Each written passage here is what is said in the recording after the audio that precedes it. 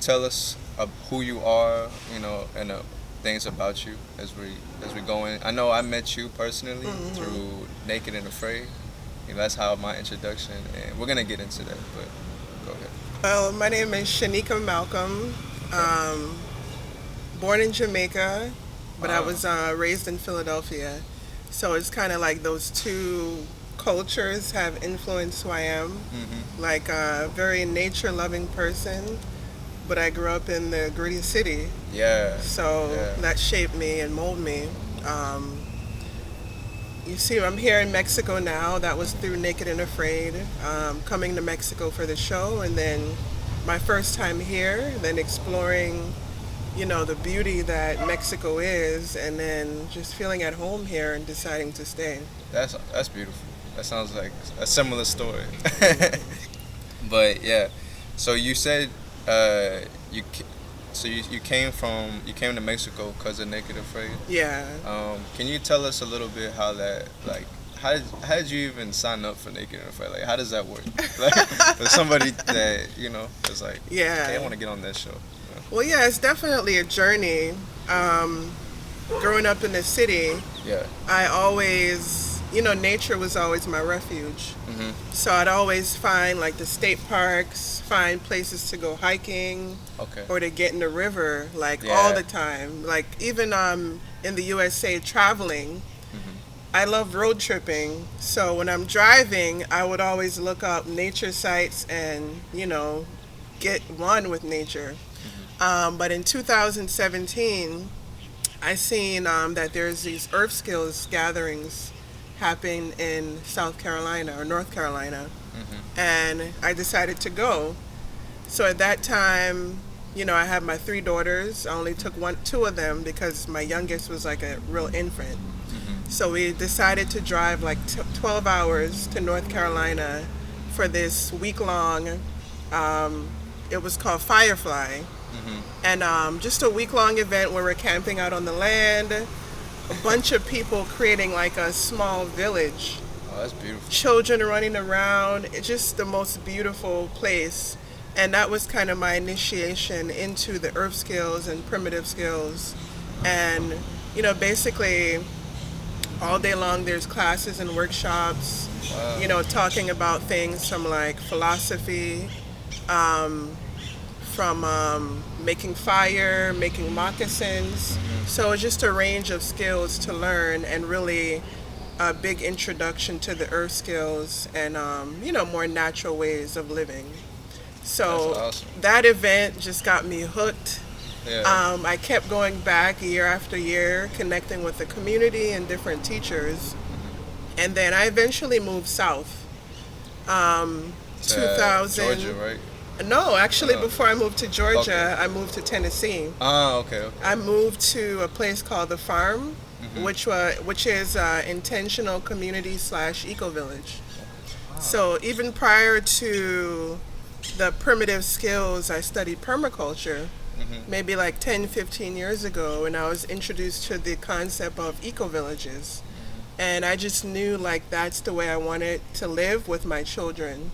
That's So beautiful. between then and here, I've been like visiting different eco villages and tried the farm and lived there for a year.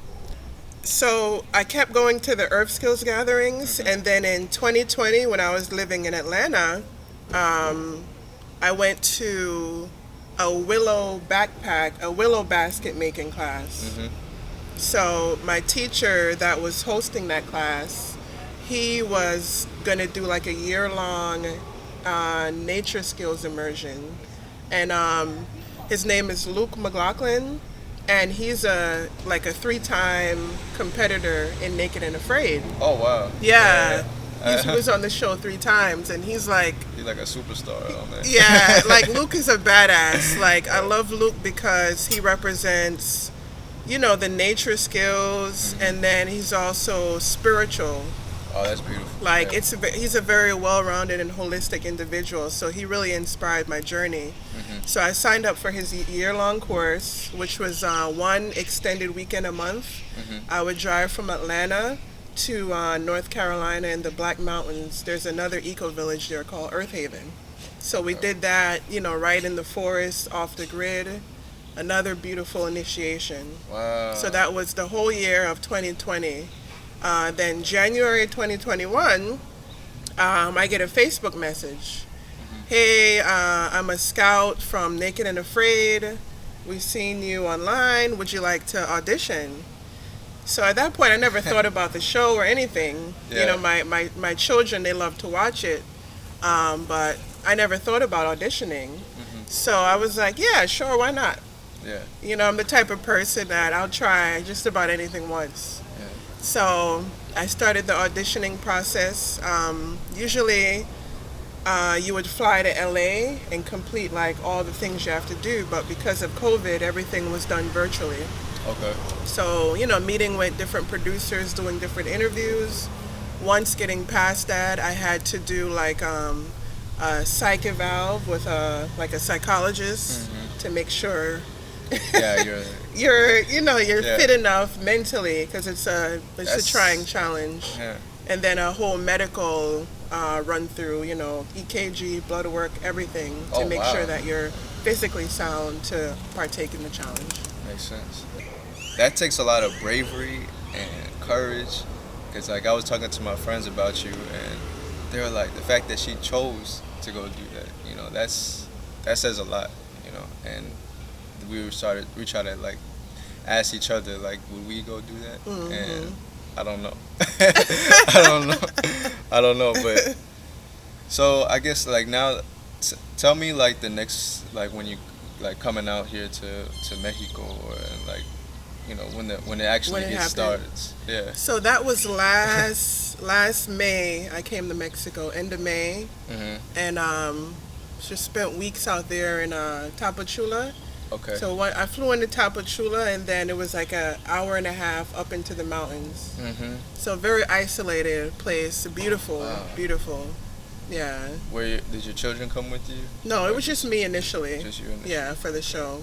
Okay, and did you already know who your partner was gonna be before? No, they don't tell you who your partner is. Yeah. And actually, we were like in the same lodge when we were Yeah. staying, and they kept us separated until we met for the first time undressing on the show. Wow. Yeah, yeah. When you met your partner, what'd you think about, like going into it?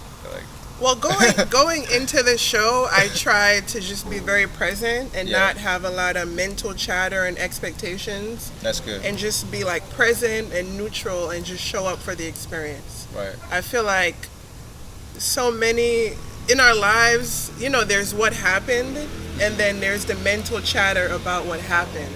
Right. And that sometimes that disconnects us from actually being present. Yeah, for so I showed up without any expectations about my partner, met him, and then we just started the challenge. Yeah, y'all went right into it. We went Yeah. right into it, And y'all yeah. had like tools. They're like, I guess, did y'all choose the tools, or how did that work? Well, basically how it works is the production says like bring a few items, and then they choose the items they think is best for the environment, because we don't actually see where we're going to be at until we're there the first day. Gotcha. So they know the environment. They look around and scout and see what we actually need. Yeah. And you chose the mosquito net, or did Yeah, that just? we had a mosquito Yeah. net, a machete, and a fire starter. Yeah, I mean, what else do you need? What else do Besides you need? clothes, Yeah, right. I mean, what else do you need? What else? Yeah, besides clothes. What I liked about the episode when I first noticed is like you had the spiritual side, and I really I can really resonate with that. It's really dope to see you coming in that approach, because I say that we lost touch in a sense of our spiritual side, and so you bringing that, showing the people like how important it is, and you taking this with you for this challenge, I think is a beautiful thing. I think that was really really dope, and then you see your partner, he kind of did like the military way, or I don't know what Yeah, he was like the direct opposite. yeah, the direct opposite, exactly. Yeah. And you could see like the how different you guys were, and how it was just beautiful, like to see the comparison. Even though I was getting emotional with like this Jeremy, I think his name. Yeah, yeah. I'm like, he was getting on my nerves a little bit. I'm sorry. I mean, he was low key getting on my nerves too. How did how is that, like, going through those days and you're with, you're trying to survive. That's crazy. You're trying to survive, and this is and you're naked, first of all. And then, yeah, you're trying to survive, you're naked, and then you got this random guy that you're with, trying to survive with. Yeah. Like, what was the hardest out of those things? The hardest. The most challenging. I would say it was definitely in the environment that was the most challenging. Like the mosquitoes. Like, even with the mosquito net, Yeah. the mosquitoes literally like lived on the net. Oh my God. They're Like, if this is my you house. even brushed up on the net, they would bite you because they were like waiting to feast on us. Dang. As soon as we got out, they would just either they would get in or they would just bite us. So that's why I invented the pea gutter. Yeah, I like that. I like that. Explain the pea gutter. Yeah, so like every night, or I have an active bladder at night. Yeah. I know my girlfriend does too. Yeah. So like I would get out at night. It might be raining. The bugs are out there, and I was like, I'm just tired of doing this. There must be a way. And then all the bamboo was sitting there, and I was like, wait, I could use this. It just kind of like came to me, and I started doing it. And then my partner was like, yo, that's a great idea. He started using it too. Yeah. So the pea gutter was created. That's that's dope. That's dope. Y'all don't have to leave the tent or anything. Y'all are good. Yeah. So like, you learning all these preventative skills and stuff, like, and everything that you learned before coming on to the show, how do you feel like it helped you? Like, everything that you know, like, how you feel like it helped you? I feel like it really prepared me for the challenge. All the hard skills, the hands-on stuff. Yeah. And then all the other skills, the emotional intelligence, having awareness and tuning into myself, and just the spiritual essence of who I am. Absolutely. Because, before Naked and Afraid, that challenge, I was in the challenge of life. Growing up, in the States as an immigrant, different challenges. I feel like the spiritual things that I tapped into, that gave me the edge to survive through, the tribulations of life. And that prepared me to continue forward with the challenge. That's beautiful. And I noticed, like, during the days we're going, you were meditating. You were like practicing the meditation. How did the meditation, help you in those days? Oh yeah. So the meditation and just connecting spiritually to the land and my ancestors, I want to say, was what got me through the challenge. Yeah. Because early on, I just learned that I had to have something to kind of reset me emotionally and keep me connected. So I started going down to the river, washing off just to refresh my body, and then just to cool off from like the bugs and everything. And then I would sit and just meditate. And that really like reset my whole being and just fed me, nurtured me to then, go back into the challenge and keep going. So I feel like it's necessary in a situation like that, when you're in survival. You don't have enough food, you're stressed. It's like all the things that build up. You need that meditation. And it's similar to life. We have so much going on all the time. Yes. Chronic stress, relationships, trying to figure life out and make money to survive. You need something to keep you grounded and refreshed in a way for you to show up the best way you can. Yeah, absolutely. And that's what the meditation did for me out there. That's beautiful. So, getting to that, the reality of everything, like, you prepared yourself, you're doing these. Was the reality bigger than what you expected? Or I know you said you didn't really have expectations. But...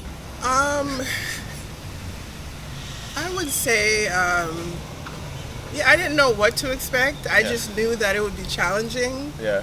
So I just went in there like thinking like I know it's going to be challenging, but at the same time I know I have what it takes, and nature is going to like hug me and hold me through it. Absolutely. So that was like my intention and vision going into the challenge. Were you scared of like animals? Like I know for me, I would have been like, they had jaguars or something out there, things like that. Were you worried about that or anything like that? Going out there, I was worried about that. Yeah. But then just going through the challenge, I felt just safe and protected in the environment by nature, if that makes any sense. Yeah. And they say that Chiapas is cursed or something. That area, there were like a lot of like the Spaniards, and there were like different like mass killings in that area. Oh, so the energy that's why. was heavy there. Yeah. And like it would rain like intense every night. I never been in rain like that in my life. Yeah. Like, you know how it rains and then it would slow down and you're like, oh, it's about to stop. There, it would slow down and then it would go back to 100. Woo. And just keep going like that. Yeah. Do you have any trauma from that?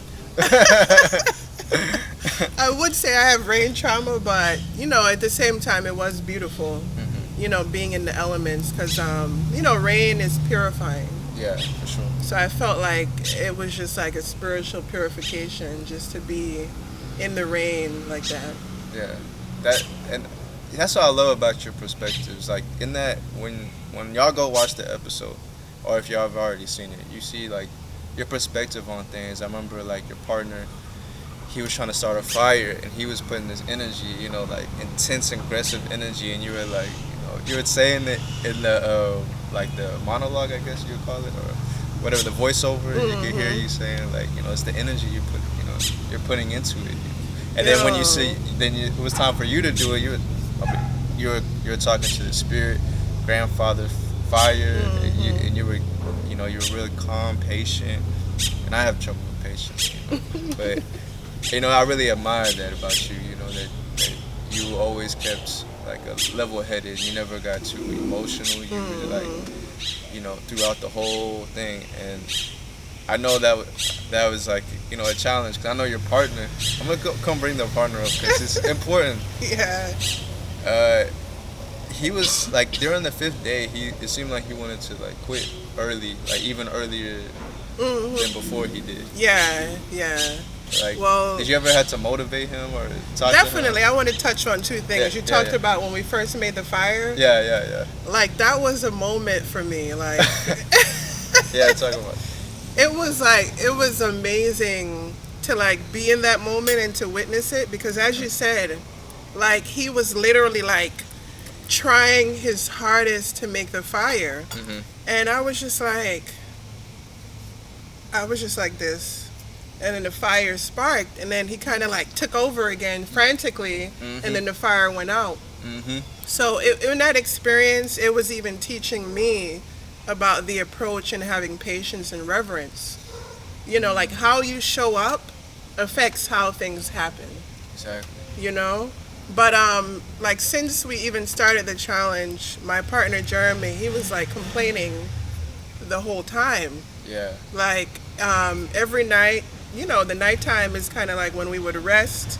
We didn't get a lot of sleep, but that was when we would talk and connect with each other. And just about every night he would complain about the cold, the wet. He can't sleep, he's hungry. He doesn't know how long he can do this.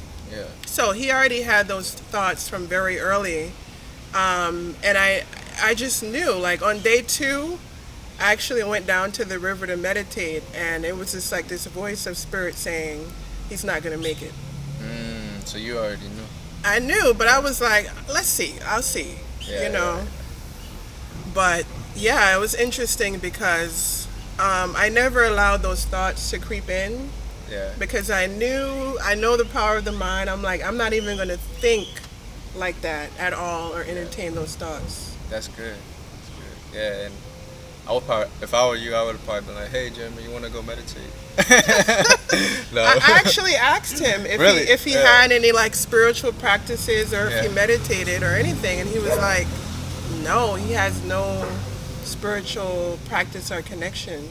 I bet after this, he probably, probably I hopefully it hope changes his so. mind. I hope so. Hopefully I it's- actually hope that the experience in itself taught him a lot about himself, and he like just connect to something deeper out there. Yeah, dang, that's a good way to look at that because that definitely being out there would definitely teach you a lot about yourself. Yeah, That's yeah.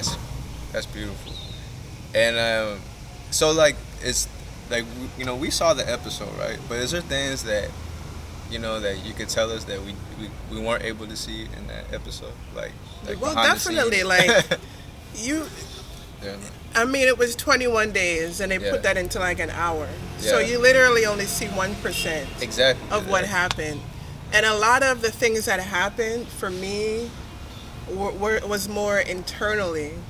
You know what I mean? Like being out there, the cameras can pick up what is happening Right. in the environment, but emotionally, mentally, spiritually, that's a whole different thing. Yeah. So probably like about on, I think day 3 or 4, we only had built one side of the shelter. So we wanted to build an A-frame, where both sides are covered on the side. But at this point, we only built one side, and the rain would always come from this way. But on this day, the rain switched directions and came in so hard. Yeah. Like it was nonstop. So in this time when it rained like this, me and Jeremy, we were like sitting back to back, Yeah. like sitting like this. So during that rain, it was challenging, very challenging emotionally, and it was like I was having all these emotions and thoughts going about the rain and what's happening, and I'm like, fuck, why I gotta rain from this way, and all these stories that were coming up. And then at a certain point, something shifted in me, and I realized it was kind of like a Buddhist moment happened. I realized that my suffering is largely in part of my thinking about what is going on. And in that moment, I surrendered to the rain. I was like, I'm sitting here. I can't make it stop raining. There's nothing I can do. I'm not going to die from the rain. All I have to do is sit here and accept it. It's raining now. It's going to be done raining soon. Yeah. And that was it, to like take away the story and the emotions of, oh, whoa, this is me, why me? Take that away and just be present. And that was a real shift in the challenge for me. And then it took it to another level because it showed me like more acceptance. Like just show up, accept what is happening because I can't change it. Right. This is just nature. It's not raining because the rain just wants to punish us. It's just what's happening. That's a lesson right there. I'm gonna take notes. So when Jeremy leaves, I think he leaves like day 10 or 11 or something like that. How did the energy shift from when he left to you now, you being by yourself? Yeah. Like, tell me about that.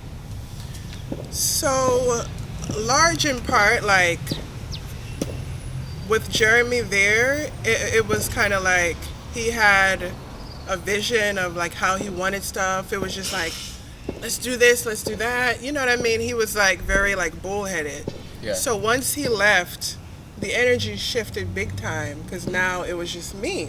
Yeah. It was literally just me to show up and do what I wanted to do. And, it's twofold. It's a blessing that he left, but also I also missed him when he left because during the like long, like being out there, the hours go by like eternity. Yeah. And not having anyone to talk to, it kind of made things longer, but at the same time, I was able to connect with myself on a deeper level. Yeah. But you got through it. Yeah. You got through the 21 yeah. days, and like, tell me the feeling when you got through it. Like, tell me the journey. Like, we want to hear all the emotions. Well, one thing that I focused on, right, and I'm into like vibrations and manifestation, like all the magic in the world. Absolutely. So one thing that I kept in my mind was like like how would I feel the moment I got out here and I called my daughters and tell them that I made it. So I kept focused on that feeling. How would that feel once I get out of here and I'm on the phone with my daughters after not talking to them for 3 weeks? Yeah. And letting them know I did this. So that was like a very good like motivational feeling that got me through it.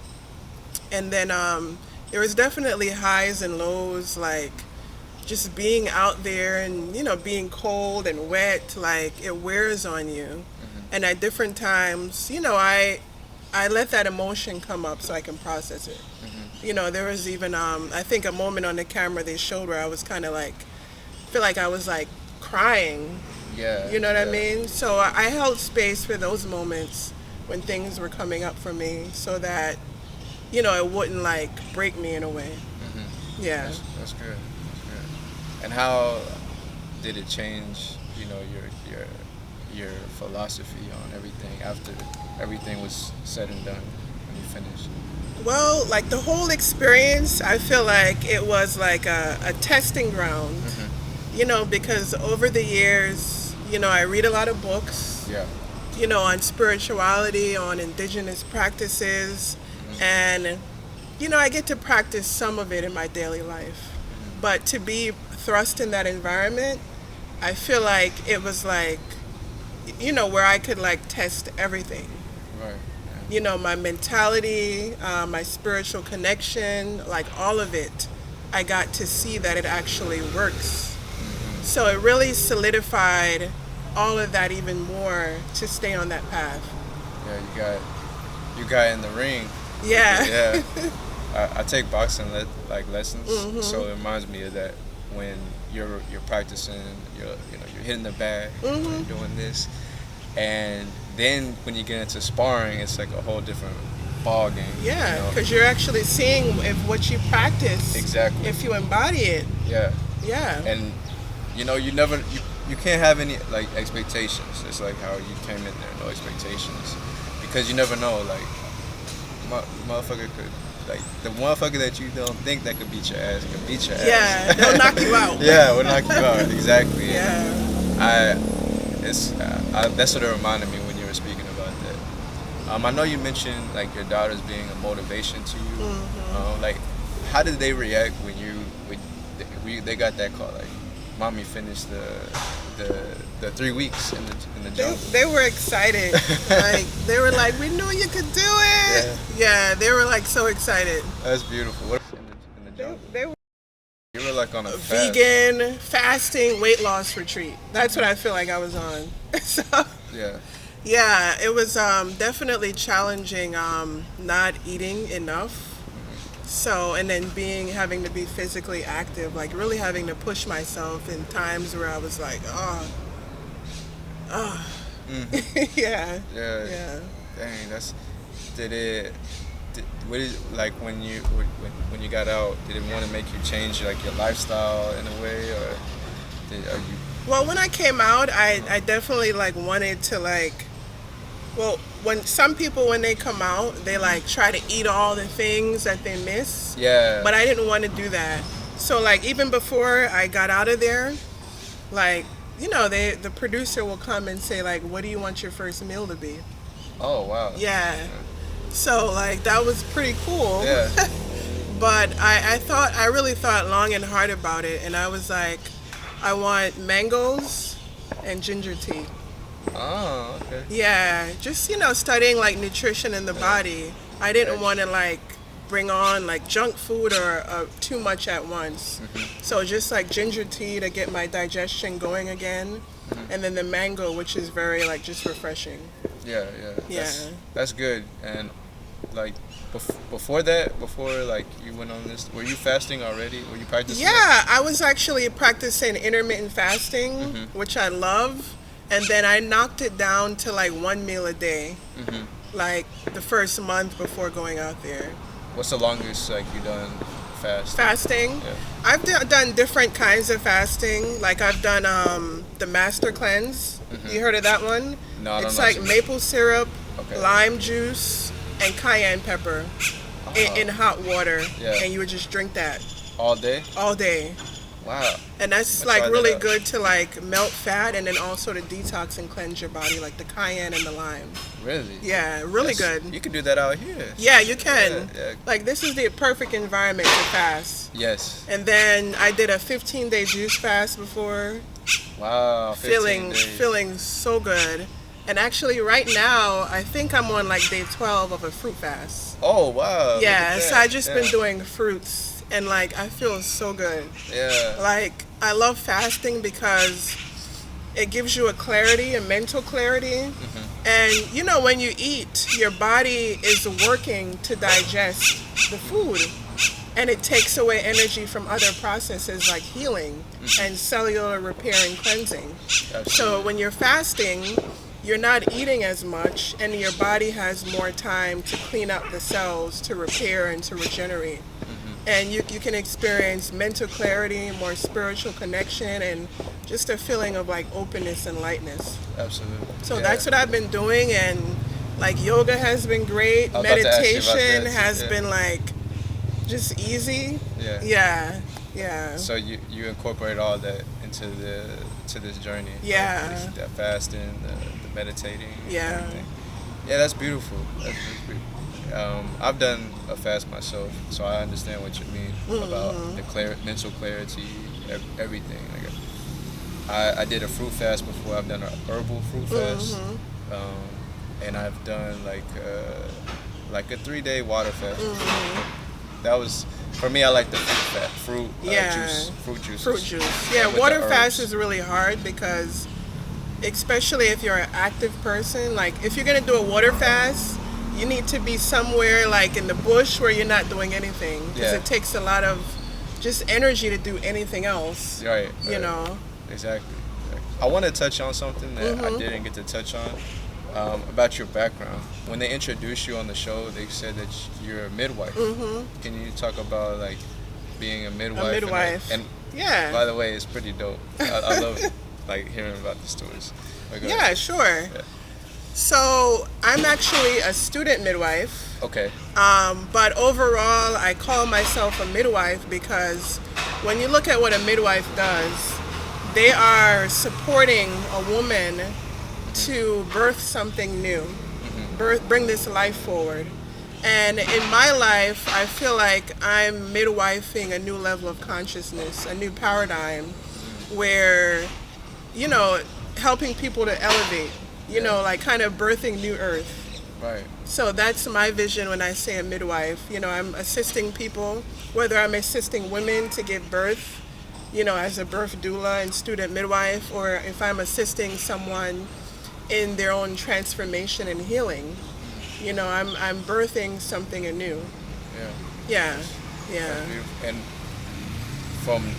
And that's from like a natural way of birth. Yeah. So, So like my daughters, they were all born at home. and you were already studying the midwife? Or No, doing actually, when I had my oldest daughter, I did not study. I didn't have any background in midwifery, but at that time, I was just deeply meditating and with spirit. So what happened was, I don't know, like, you know how intuition comes in, and it was just like my ancestors in spirit was like, home birth, you can do this. Yeah. So that idea was seeded in me, and then I was like, okay, we're having a home birth. Right. And I'm thankful for my partner at that time because he was supportive, and he was like, yeah, we're having a home birth. Yeah. And he, you know, researched a little bit, and he already had a background in like health and holistic wellness. Okay. And then, you know, me and him, it was just me and him at the birth. So we didn't have a doula, we didn't have a midwife, we didn't have a doctor. It was me and him at home in the same room that we created the baby, and we birthed the child. Wow, that's. Yeah. I know that was, for me that would be intense, but that's beautiful. Yeah. Like spiritually. and Spiritually, yeah. everything. Like, Yeah. that's really beautiful. With home births, what's the difference you feel is like with home births and like Hospital? hospital births? Well, a home birth is already more holistic in nature. Right. With you saying that you're going to do a home birth, you're affirming certain things. You're affirming that birth is not a medical emergency. You're affirming that you trust the natural process and the woman's innate wisdom to birth. You know, you say you're trusting life, and then you're also accepting death. Wow. It's a big thing that people don't talk That's about. big. Because, you know, when you're pregnant and you're going to, you know, you expect that you're going to have a baby. People don't think about the death aspect. But to fully live, I feel like you need to fully accept death because it's the only thing that's guaranteed when you're born. The only thing. So a lot of people do not address or think about death, but it's always a possibility in bringing forth life. Yeah. So I feel like the hospitals, they always don't talk about that, and the doctors act like they're saviors and that they have authority and autonomy over the way you birth and who you are as a woman. So the difference with home birth is that it is woman-centered, and it actually is affirming and giving a woman back her power to birth in the way that she wants to birth. You know, the environment, who's around, if she wants to walk around or squat or whatever, you have the freedom to do that, but it comes through in listening to your own body. Yeah, so the way that, whatever the way the woman wants to, you know, feel comfortable. She could do that freely when she's in the home. Yeah. One more thing I want to touch on with that, I know that you know, I'm from Dallas, Dallas, Texas, and I seen, you know, our Mama Badu. You know, I seen that you linked up with her. Y'all have a relationship with birthing? Yeah, well, Erica Badu, she's actually studying to be a midwife. Yes. And she's assisted various people in birthing. Actually, I have a friend who's a shaman.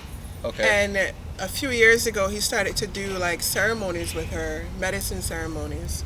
And one day he was like, "Oh, you're gonna meet Badu one day. You're gonna meet Badu. I'm gonna hook it up." Yeah. And then this, right before the show, Naked and Afraid, I get a call. Well, he calls me first, like, "Hey," he's like, "You're a doula, right?" And he was like, "Oh, you do body work and energy healing and massage." I was like, "Yeah, you know, I do all the things." So he was like, all right, listen, I just gave Badu your number. She gonna call you. I was like, what? All right, I'm with it. So like 5 minutes later, my phone rings. Hey, this is Erica. How you doing? You know, she's talking. Yeah, she got that smooth. Yeah, you know, smooth. She's smooth. I feel like she was macking me. Yeah. She's so smooth with it. Yeah. And, you know, she was telling me, you know, we're at a birth. It's been going for like 2 days now. We just need some support and energy. So I was like, all right. She sends me the address, and I go to the birth. And it's the birth of Summer Walker. So I meet Summer Walker and London on the Track. Yeah, London on the Track, yeah. And, you know, I'm not into like, you know, like, I guess hip-hop or R&B, like, you know, the things that are happening at that time, so I didn't even know who Summer was or London on the Track. Yeah. Because I told my sister, like, there's a dude here called like London on the Beat. You know him? She was like, no, London on the Track. I was like, oh, excuse me. But I go to the birth, and there's Summer there, her partner, these two midwives, elder midwives that hold it down in Atlanta, and Badu was there. So I come in, you know, and just start supporting them and, you know, working on Summer while she's, you know, going through contractions and labor. Yeah. So it was like a full 12 hours where I was literally just doing energy work on her, massage, counter pressure, and then she had the baby the next morning.